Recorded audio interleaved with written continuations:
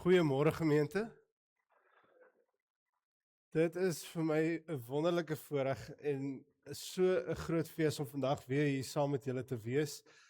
En om te sien dat soveel van julle hier vanoggend is. Ek dink baie mense wat ek van weet in ons dorp is siek en vrot en hier staan ek sommer ook lekker vrot van die siekte. So ek gaan vanoggend om verskoning vra as ek nie jou hand skud nie. Ek vra om verskoning daarvoor, maar is beter vir jou onthaalwe dat ek dit nie doen nie. Maar geliefdes, vir julle nog steeds om hier te wees, so in die reën, in hierdie winterreën, is vir my kosbaar. Ek wil graag, geliefdes, net 'n geleentheid ook neem, om vir al ons vaders, wat vanoggend hier is, vir julle ook net te sê, gelukkige Vadersdag. Ek sê so in die konsistorie, ek sê, dit voel vir my, of Moedersdag is altyd so in die voorgrond, en Vadersdag is so in die agtergrond. Maar vandag wil ek nou spesiaal dit so in die voorgrond bring, en vir al die paas, al die pappas, en vir julle sê, julle is vir ons kosbaar. Ons het julle baie lief. Geliefdes, voordat ons met die erediens begin, dan dink ons ook altyd aan die wat swaar kry, wat siek is en wat ly. Ons dink veral aan Tannie Frikkie van Staden, oom Gert Kreer, oom Dani Cornelius, Tannie Bets van der Walt, Tannie Helena Venter, ou Japie van der Berg, Willem en Melinda Oosthuis, en ons dink aan hulle en ons bid vir hulle in hierdie baie moeilike tyd waarin hulle gaan. En dan geliefdes, Tannie Petro Byl is oorlede. Sy is so in laasweek is sy oorlede.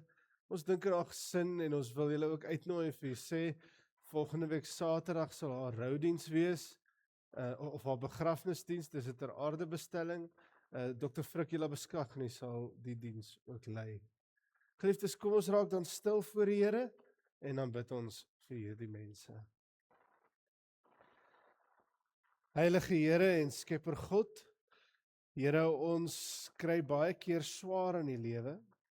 Ons ly, ons word siek, Here, en ja, selfs die dood kom klop aan ons deur.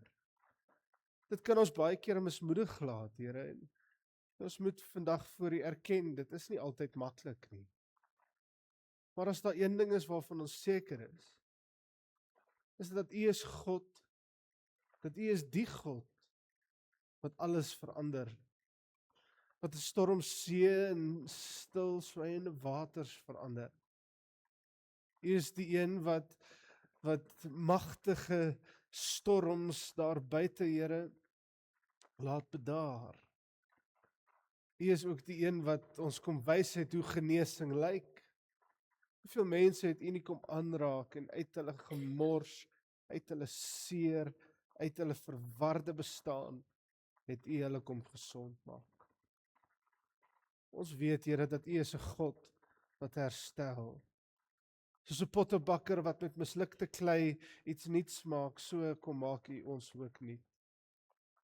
Daarom weet ons, al is hierdie dinge vir ons moeilik, Here, kan dit ons nie oorwin nie. Al is ons kleipotte wat maklik breek, o God, weet ons, U gee vir ons nuwe krag.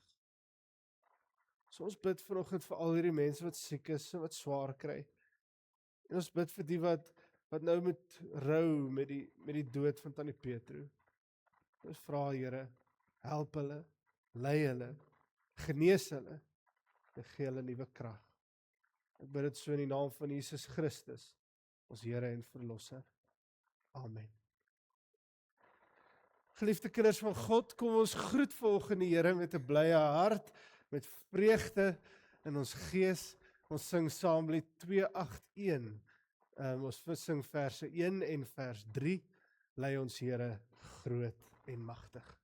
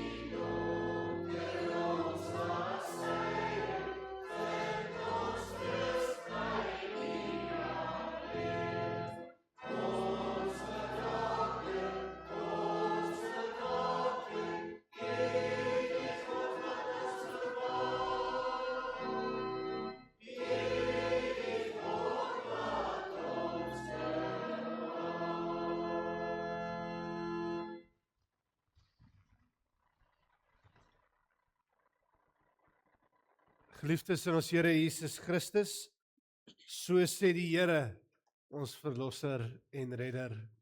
Ek is die weg en die waarheid en die lewe. Niemand kom na die Vader toe behalwe deur my nie. Geliefdes, genade en vrede vir julle van God ons Vader, van Jesus Christus die Here, en ook so deur die kragvolle werking van die Heilige Gees. Amen.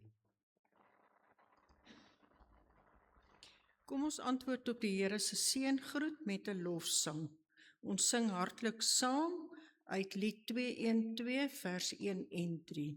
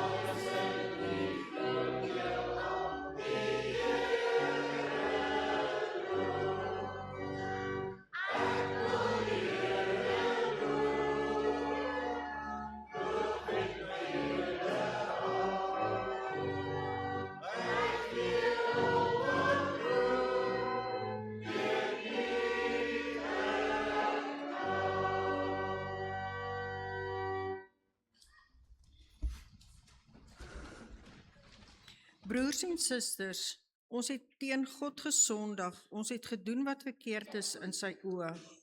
Laat ons ons lewe ondersoek en onsself vergewis van ons sonde en liefdeloosheid. Hoor die wet soos wat Jesus dit opsom in Markus 12 vers 28 tot 31. Een van die skrifgeleerders het hulle hoor redeneer en het nader gestaan.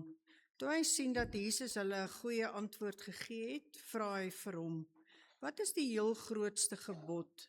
En Jesus antwoord hom: "Die eerste is: Luister, Israel, die Here ons God is die enigste Here. Jy moet die Here jou God lief hê met jou hele hart en met jou hele siel en met jou hele verstand en met al jou krag. Die tweede is: jy moet jou naaste lief hê soos jouself. Geen ander gebod is groter as die twee nie. Ons weet dat ons gesondig en Ons weet nou dat ons sondig en doen wat verkeerd is in die oë van die Here. Laat ons ons skuld bely. Kom ons sing saam 248 vers 1 tot 3.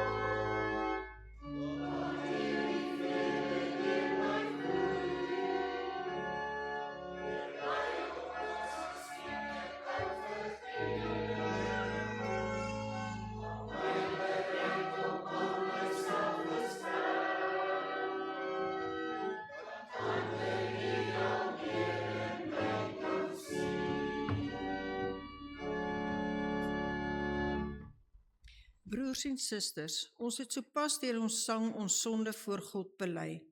In 1 Johannes 2 vers 1 verseker God dat hy ons vryspreek. En as een van ons sondig, ons het Jesus Christus, die regverdige, as ons voorspraak by die Vader. Almal wat vrygespreek is, bely opnuut hulle geloof in die drie-enige God. Kom ons bely ons geloof. Ons glo in God, in een God, die almagtige Vader, die skepper van die hemel en die aarde, en aan ander sienlike en onsienlike dinge, en in een Heer, Jesus Christus, die enige gebore Seun van God, gebore uit die Vader voor alle tye, God uit God, lig uit lig, waaragtige God uit waaragtige God, verwek, nie gemaak nie, een in wese met die Vader, deur wie alle dinge ontstaan het, wat terwille van ons, die mense, en terwille van ons saligheid, neergedaal het uit die hemel, vlees geword het deur die Heilige Gees uit die Maagd Maria, en mens geword het, wat selfs vir ons gekruisig is onder Pontius Pilatus, gelei het en begrawe is, en op die 3de dag weer opgestaan het volgens die skrifte, wat opgevaar het na die hemel, en wat sit aan die regterhand van God die Vader, wat weer sal kom met heerlikheid om te oordeel, die wat nog lewe en die wat reeds gesterf het, wie se koningsheerskappy geen einde sal hê nie, en in die Heilige Gees, die Heer en lewendmaker, wat van die Vader en die Seun uitgaan, wat saam met die Vader en die Seun aanbid en verheerlik moet word, wat gespreek het deur die heilige profete. Ons glo in een heilige algemene kerk, gegrond op die leer van die apostels, ons bely een doop tot vergifnis van sondes. Ons verwag die opstanding van die ontslapenis en die lewe van die toekomstige eeu. Amen. Ons het ons geloof bely, kom ons wy ons lewe opnuut aan die Here en ons sing 203 vers 1 tot 3. Loof die Here al wat lewe.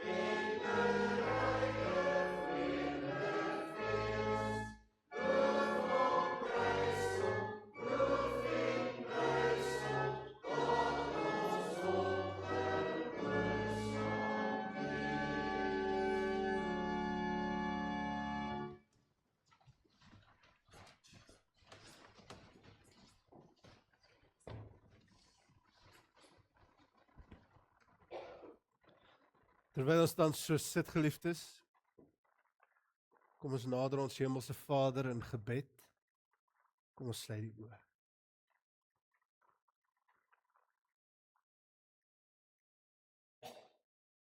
Heilige Here,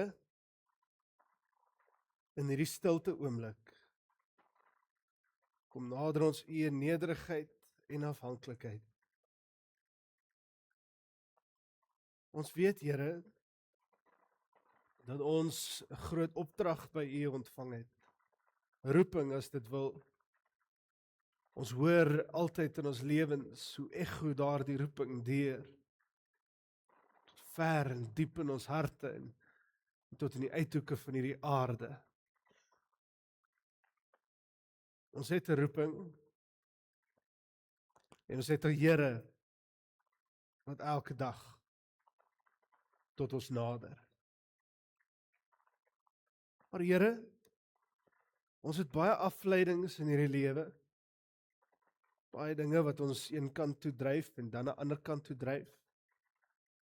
Ons het oortuigings, ons het ons eie groot word oortuigings, die dinge wat ons dink ons is reg of noem dit maar op, Here. Al wat ons eintlik by U kom vra, nederig as ons vandag voor U kom neerbuig. Wil ons vra, Here, leer ons om te leef soos wat U geleef het. Om te wandel, om te loop, om te wees soos wat U was. Here, hierdie Christelike geloof, kom ek ewe skielik diep tot die besef, as ek so na my eie lewe kyk, is nie maar net 'n stel beginsels of oortuigings nie, maar dit is 'n lewenspad wat U ons opgesit het. Daarom vra ons, Here, U wat hierdie pad met ons begin het, leer ons nou vanoggend hoe om te loop. Ek bid dit so in die naam van Jesus Christus, ons Here en Verlosser. Amen. Geliefdes, ons skriflesing vanoggend kom uit die brief Filippense. Paulus skryf Filippense natuurlik in die tronk. En daar is, as jy nie geweet het hy is in die tronk nie, sou jy hier en daar dalk 'n leidraad in die teks kon kry. Maar wragtig as jy na hierdie teks kyk, was hy so vol hoop, so vol optimisme, jy sal nooit kon raai dat hy regtig in die tronk was nie. Maar dit sê baie van Paulus as hy hierdie brief skryf.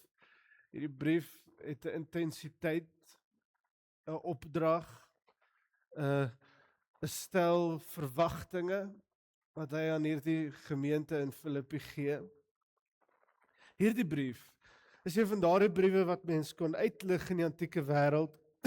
Een van daardie briewe van Paulus waar hy wat so ver versprei het in die antieke wêreld wat die lewenswaardes, die Christelike manier vasgepen het vir die eeue wat sou kom. Dit is een van daardie sterk briewe wat meeste mense gevat het en gesê het, as ons wil weet hoe om te leef, gaan kyk jy na Filippense. Filippense 4 is Paulus besig om hulle te leer hoe om te leef, hoe om die lewenspad te stap. In die gedeelte van vers 2 tot op vers 20 klink dan vir ons soos volg. Dit sê: Ek vermaan vir Judea en ek vermaan vir Sintige om eensgesind te wees in die Here.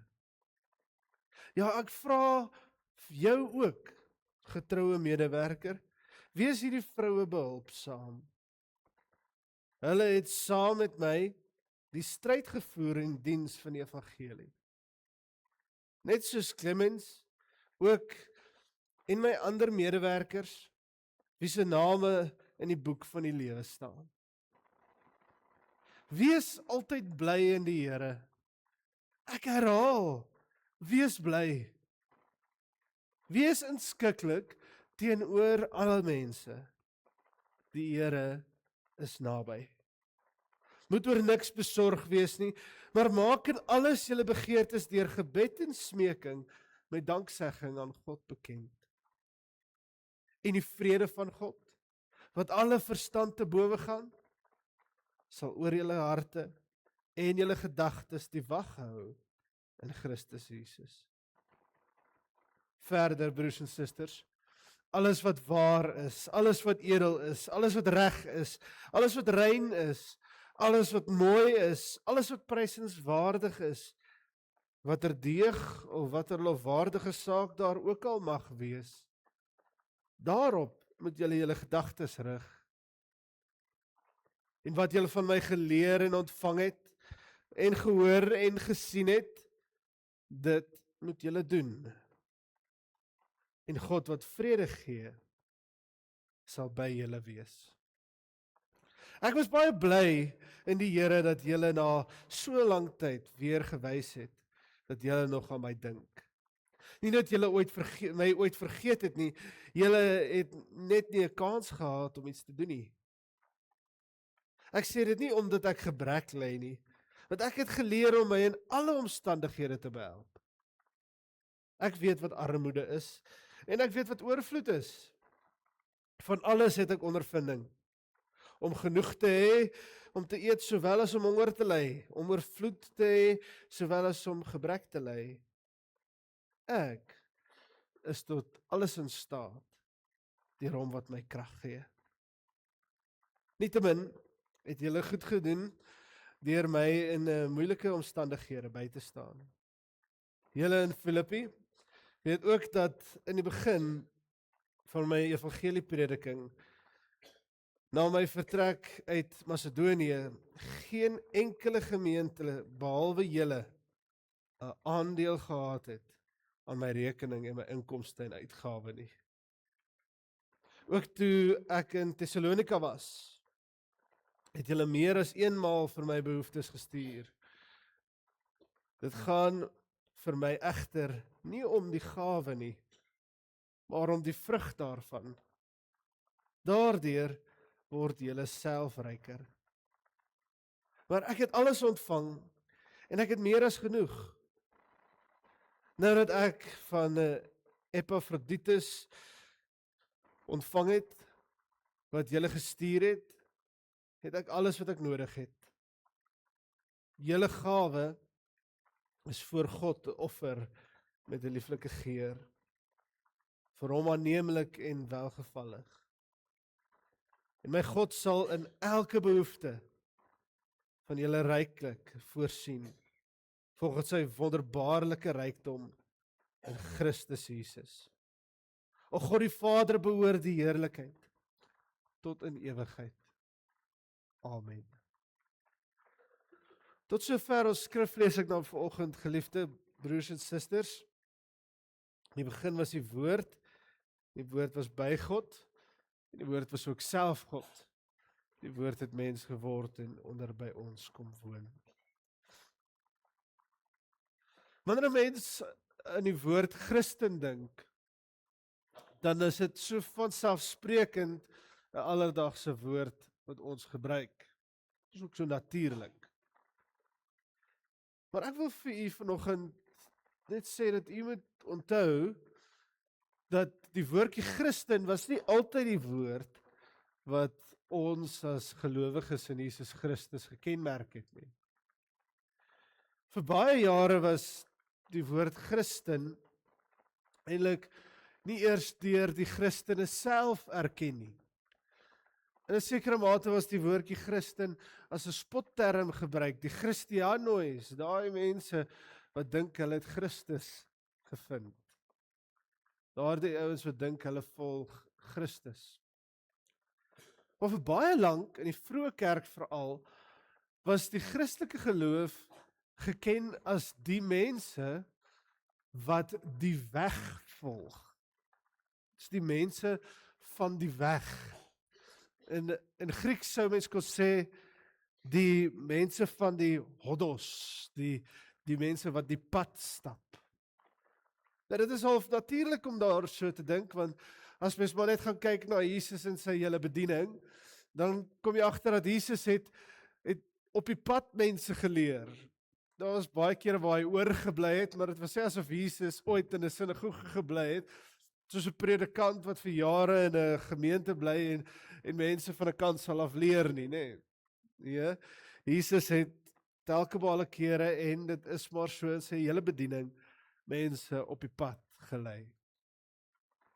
Ons weet ook dat hierdie toekenning van die mense van die weg is 'n toekenning wat ons kry veral in Johannes 14 vers 6. As Jesus dan nou sê, hy sê vir sy disippels, glo in God, glo ook in my, want in die huis van my Vader is daar baie woonplek. As dit nie so was nie, sou ek nie vir julle gesê het, ek kom terug om julle na my toe te bring nie. En dan sê Jesus vir hulle die volgende, hy sê, julle ken die weg, julle ken die weg, na die plek waarheen ek gaan. En dan kan julle vir ou die ou twyfelende Thomas onthou? Die ou twyfelende Thomas, so goed en reg aan sy aard, kom na Jesus toe en sê, Here, hoe sal ons dan ooit weet wat daardie weg is? En Jesus antwoord, ek is die weg. Ek is die weg, die waarheid en die lewe. Niemand kom na die Vader toe behalwe deur my nie. Wanneer julle aan die Vader dink, dan sien julle my. As julle my sien, dan dink julle aan die Vader.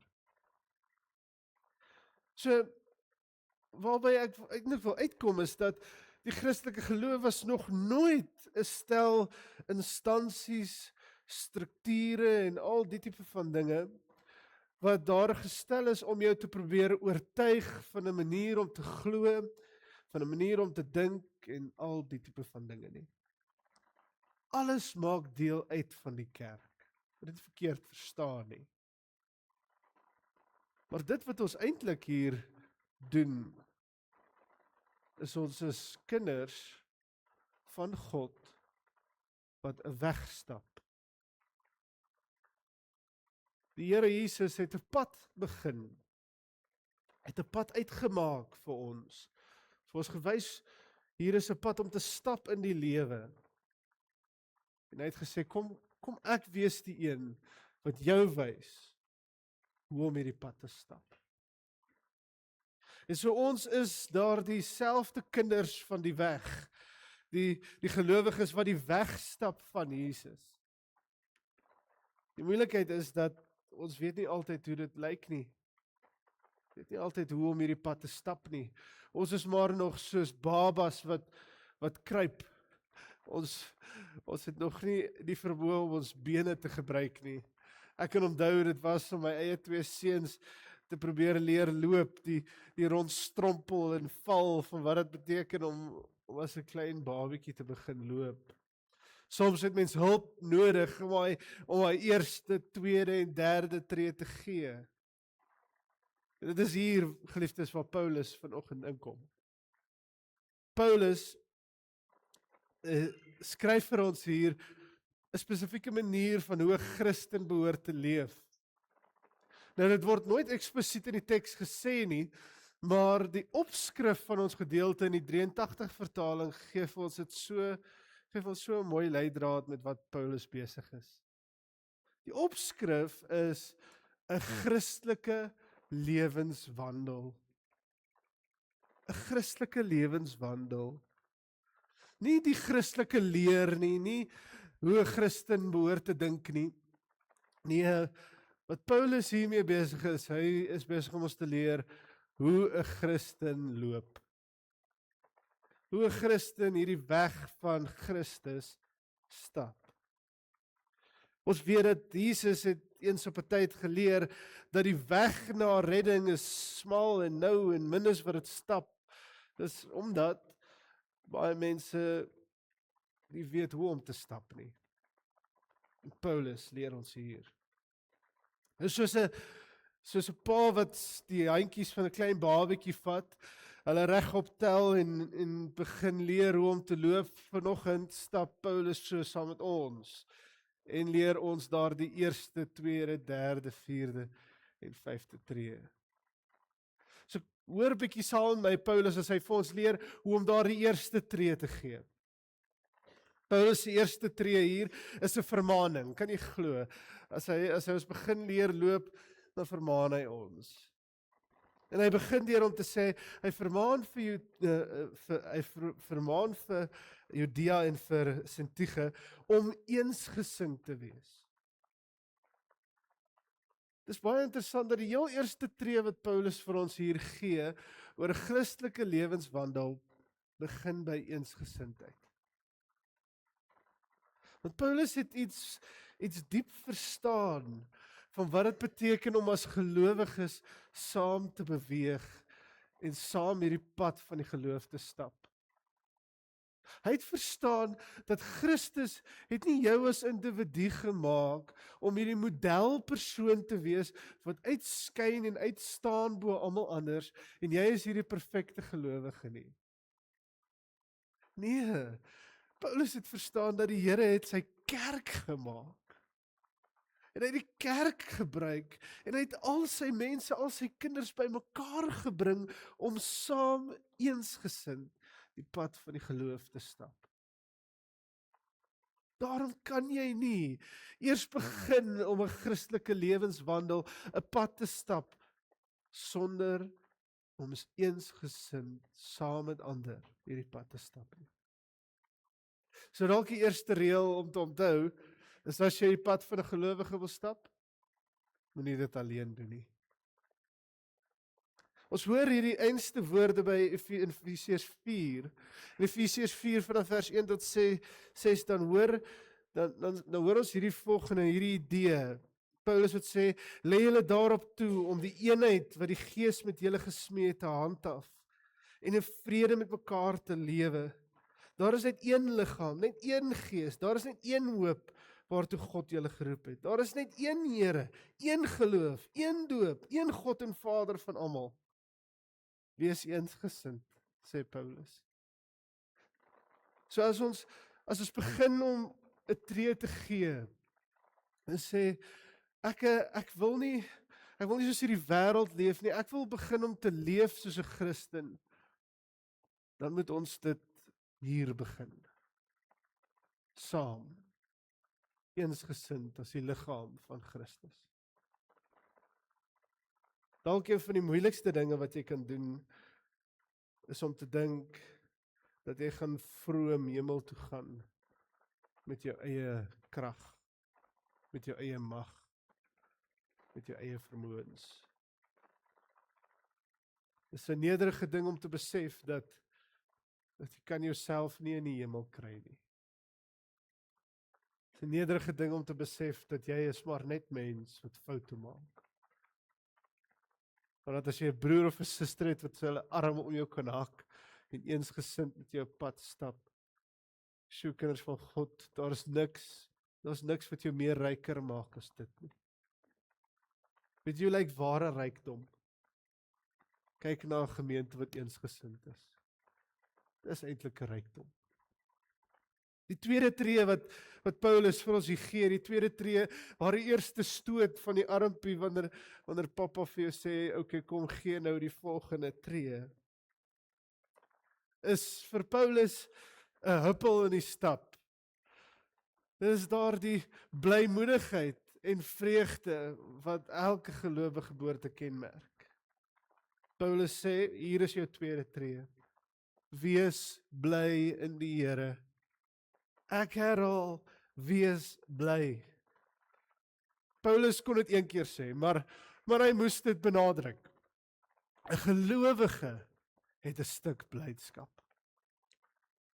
'n Pad van 'n gelowige, iemand wat die pad van die Here stap, is vreugdevol. Maar dit is nie dieselfde tipe vreugde wat jy kry wanneer die wêreld vir jou allerlei dinge beloof of wanneer jy een of ander ding gewen het nie. Nee, hierdie is 'n tipe vreugde, 'n ewige vreugde, 'n vreugde wat bly by jou, soos wat die psalmskrywer in Psalm 16 sê. Dit is oorvloedige blydskap. Oorvloedige blydskap. Want 'n gelowige het sy sekerheid, sy tevredenheid nie in homself nie. 'n Gelowige hoor die engele koor wat kom. Hierdie is wat ek bedoel. Een van die dinge wat die meeste mense in die lewe afbreek, pessimisties maak, kwaad maak, vol verwyte en daardie daardie sielsdodende seer en vrees in mense sit. Dis die feit dat die toekoms so onseker lyk. Wanneer 'n geliefde doodgaan, dan treur en huil ons, want ons weet nie wat kom vir hulle of vir ons nie. Wanneer ons lewens in mekaar insak, baie keer wanneer ons oorweldig word deur hierdie lewe, is dit in tye en geleenthede waar my toekoms net te onseker is. Maar 'n gelowige het oorvloedige blydskap. Hoekom? Want sy toekoms is veilig in die hande van die Here. 'n Gelowige loop amper half met daardie huppel in die stap met 'n sekerheid wat ander mense nie kan verklaar nie. Want selfs in die dood kan jy nie van Christus geskei word nie. Hier is dan die derde tree. Die derde tree volg so direk op daardie eerste tree.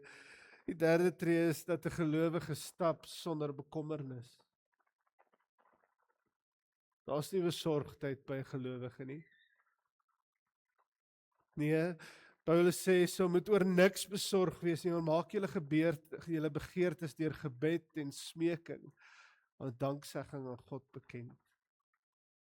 'n Gelowige wat die pad van die Here stap dit sonder sorge en bidend. En dan mag van julle al reeds vir my so reguit in die oë kyk en sê, kyk maar net hoe baie bekommer ons as kerk en as gemeente en al die dinge wat met ons gebeur. Nee geliefdes, ons kan nie so die pad van die Here stap nie. Daar's 4 woordjies wat ons help. 4 woordjies uit hierdie teks uit, 4 van die grootste woorde uit hierdie teks uit, wat jou gaan help om te verstaan hoekom jy sonder sorge, sonder bekommernis deur hierdie lewe kan stap. Hier is Paulus se 4 woorde. Die Here is naby.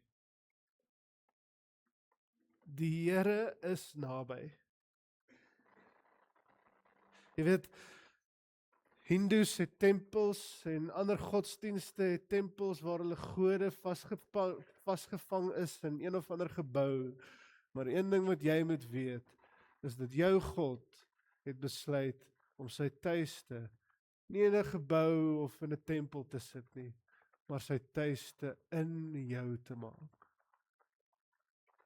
Rudyard Kipling het hierdie verhaal gehad, 'n verhaal wat later wat is haar naam?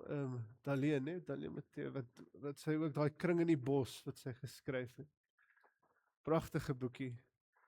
En Rudyard Kipling skryf van hierdie ding wat gebeur, dat toe die wêreld klaar geskape is, het die engele 'n vergadering gehou.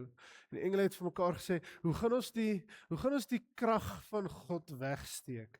Want ons moet dit iewers wegsteek, want ons is bang die mense, as hulle dit te vinnig kry, dan gaan hulle met dit mors. Die engele vergader so en hulle sê vir mekaar, dalk moet ons dit onder die see gaan sit. O nee, sê die een engel, nee, die mens sal eendag by die see uitkom, hy sal daaronder tog dit kry. Wat van die maan, sê 'n ander engel. Hy sê nee, die maan, die mens sal te maklik, eendag sal hy 'n ruimtetuig bou en hy sal kan maan toe gaan. Wat van die aandster, sê die ander een. Nee, sê die een engel, dit sal nie werk nie, eendag sal hulle by die sterre uitkom. Nou is die engele mismoedig, en hulle sê vir hierdie engel wat so dwarstrek en nee sê vir alles. Hulle sê, nou waar sou jy dit sit? Hulle sê, op die een plek waar die mens nooit sal gaan kyk nie. Binne in hulle self. Binne in hulle self. Dis wat dit beteken, geliefdes, om die pad te stap sonder bekommernis. 'n sekerheid van 'n God wat naby aan jou is, in jou is, wat jou krag gee. So kom Paulus vir ons in 2 Korintiërs 4 sê, ons wat hierdie skat in ons het, ons is maar kleipotte wat maklik breek, maar die krag wat alles oortref, kom dus van God en nie van ons af nie. In alles word ons verdruk, maar ons is nie te neergedruk nie. Ons is oor raad verleë, maar nie radeloos nie. Ons word vervolg, maar nie deur God verlaat nie. Op die grond neergegooi, maar nie vernietig nie. Waarom bekommer julle so oor wat julle moet eet, sê Jesus in sy bergprediking in Matteus 6. Môre bring genoeg moeilikheid van sy eie. Die volgende tree, en nou begin ons al bietjie meer met gemak loop in hierdie lewe. Die 4de en die 5de tree, geliefdes, is die volgende. 'n gelowige stap met vrede wat alle verstand te bowe gaan. As daar een ding is wat ons by Paulus leer en by baie van wat Jesus ook gepreek het, is dat vrede met mense, die vrede van hierdie wêreld, word deur God bewerkstellig. Jesus Christus kom laat vir ons vrede na. In Johannes 14 vers 27 gaan hoor ons Jesus sê, vrede laat ek vir julle na, vrede gee ek vir julle. Die vrede wat ek vir julle gee, is nie die soort wat die wêreld gee nie. As jy nie sonder bekommernis stap nie, dan stap jy saam met dit ook met gemoedsrus. Ek wonder of u begin agterkom, dat 'n Christelike lewenswandel, die pad wat 'n gelowige stap, is nie 'n pad van konflik nie. Is nie 'n pad van beklei en hier en daar gaan, al die tipe van dinge nie. Dit is 'n pad van stille tevredenheid en afhanklikheid en in die hande van die Here. Die volgende ding wat Paulus ons leer op hierdie pad, in sy 5de tree vanoggend, is dat ons stap hierdie pad met oop oë. Ons stap met oop oë. Hy sê, julle moet gaan kyk na wat is mooi, wat is rein, wat is reg, wat is prysenswaardig, watter deeg of lofwaardige saak daar is. Hy sê, gaan rig julle gedagtes daarop. Want as julle hierdie pad wil stap, kan julle nie heeltyd na julle voete kyk nie. Ek het nou die dag hierdie jongste seun van my, hy doen dit gereeld, ou klein Ryan. Hy het hierdie manier aan hom, as ons skool toe ry, ons klim uit en ons gaan nou na die klasie toe, dan kyk hy vir sy voete terwyl hy loop. En dit is al 'n paar keer wat hy net daai paal mis. Want as hy nie op daai kritieke oomblik opkyk nie, dan gaan hy teen hy paal vasloop. So is dit ook by die lewe, geliefdes, hierdie Christelike lewenswandel. Baie keer, is ons perspektief, waarna ons kies om te kyk, en van die sleuteldinge wat maak of ons onsself kan vasloop, en ons vir ons hierdie pad gaan deursien. Ons sit ons gedagtes, en ons rig ons oë en ons denke baie keer op alles wat verkeerd loop, en alles wat verkeerd is, en al die sondes van hierdie wêreld. Ons is so behep met die duiwel en met die hel, dat ons vergeet van die Here en die hemel. Nou sê Paulus, nee, lig julle oë op. Een van die kosbaarste dinge wat 'n predikant vir my onlangs gesê het, is 'n gemeente, dit gaan goed alleen met 'n gemeente wat opkyk en wat nie na mekaar kyk nie. 'n gemeente wat na mekaar kyk, 'n gemeente wat na mekaar kyk sal dit nie maak nie. Maar 'n gemeente wat opkyk, so 'n gemeente weet aan wie is hulle afhanklik. En hier begin ek afsluit, geliefdes, as ek vir u die volgende sê. Die laaste tree wat Paulus vir ons gee is die volgende. Jesus het vir ons geleer in die boek van Johannes 16, sê Jesus vir ons, dat in hierdie wêreld sal julle dit moeilik hê. Maar onthou, ek het hierdie wêreld reeds oorwin. 'n gelowige pad, 'n Christelike lewenswandel, is 'n lewenswandel van volharding. Paulus sê vir die gelowiges vir wie hy so dankbaar is, hy sê vir hulle, ek weet wat armoede is, en ek weet wat rykdom is.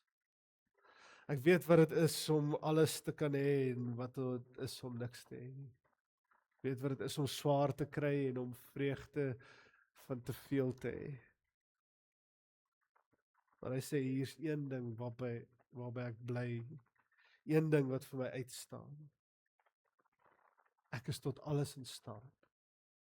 Tot alles in staat. Deur hom wat my krag gee. As jy 'n Christelike pad wil stap, dan stap jy dit in hierdie blye, vredevolle, gemoedsrus, met die sekerheid dat jy weet, waarheen jy met die Here gaan, waartoe die Here jou vat, doen jy alleen in sy hande, met sy krag. As jy hierdie tree kan gee, geliefdes, as jy hierdie tree kan gee, dan sal jy ook weet dat geen donker vallei, of selfs enige hoogte kan jou onderkry nie. As jy begin loop soos 'n Christen loop, dan is jy 'n kind van die weg. As jy so begin loop, dan moet jy weet, jy is op die pad van die Here. Daarom, die pad wat die Here vir ons uitlei, hierdie weg, is 'n weg van eensgesindheid, vreugde, vertroue, vrede, perspektief en volharding.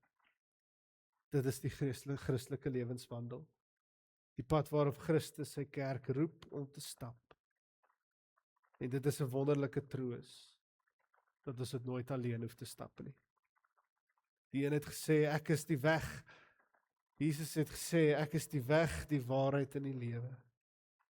Hy wys vir ons daai weg. Hy loop voor ons. Hy loop langs ons. Hy gee ons krag met elke tree. Amen. Kom ons bid saam.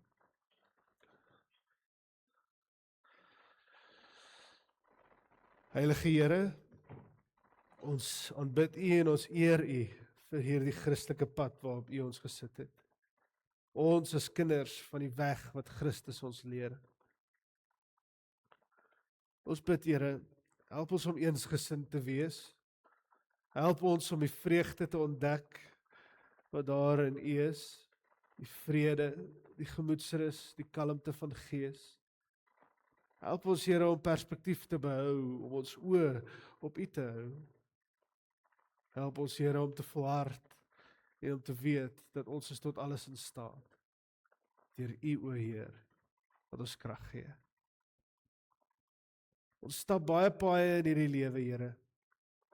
Baie van hulle lei ons na donker dieptes, na sinnelose plekke toe. Help ons vandag om te besef, dat as ons begin stap soos wat U ons vanoggend geleer het om te stap, dan mag ons dalk net iets meer ontdek. 'n Pad wat lei na die koninkryk van God. 'n Pad wat lei na vrede. Dankie daarvoor, Here. Loop vir ons voor. Wys ons die pad. Ons bid dit so in nederigheid. Ek bid dit in die naam van Jesus Christus, ons Here en Verlosser. Amen.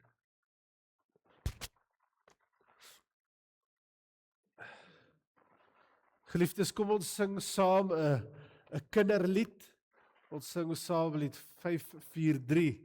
Here Jesus, ek is klein. Ek dink dis 'n baie toepaslike lied. vanoggend. Kom ons sing hierdie pragtige lied saam.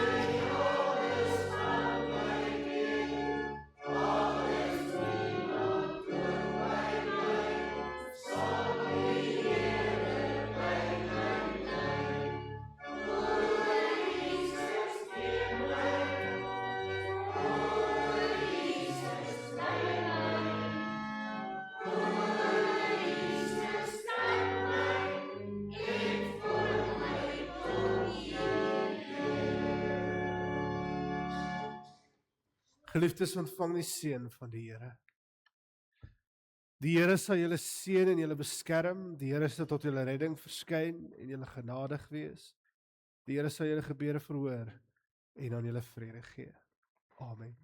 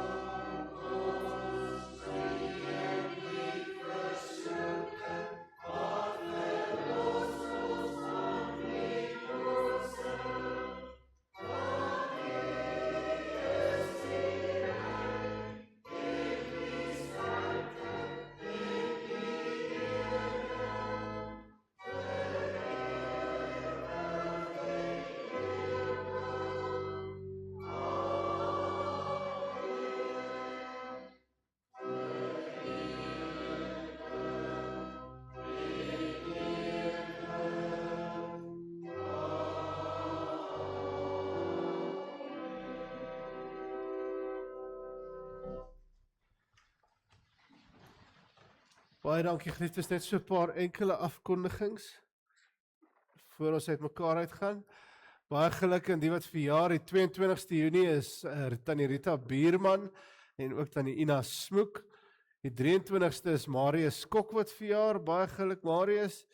En 24ste Junie is Katie van der Westhuizen en Francis van Staden.